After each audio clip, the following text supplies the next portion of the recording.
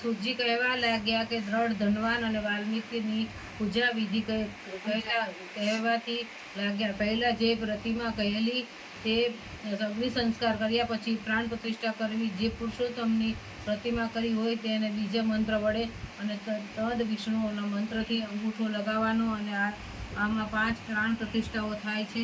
પ્રાણીઓ સંસાર થાવો અશ્વ દૈવત્ય સ્વાહા આ મંત્રથી પ્રાણ પ્રતિષ્ઠા કરવી. વળી દેવોનું નામ લઈ અને દેવોના ચતુર્થંશનું નામનો ઉચ્ચાર કરવાનો. અંતે સ્વાહા કહેવાનું.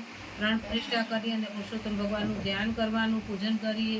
હે દેવાધિદેવ કૃષ્ણ પુરુષોત્તમ, આપ રાધા સહિત પધારી મારી પૂજા ગ્રહણ કરો અને કહી અને ઉપચાર સમર્થવા આ ઉપચારનો અર્પણ કર્યા છે અને અંગે પૂજા કરવી. ધૂપ દેવો પછી મંત્ર પુષ્પાંજલિ આપવી અને નમસ્કાર કરવાના.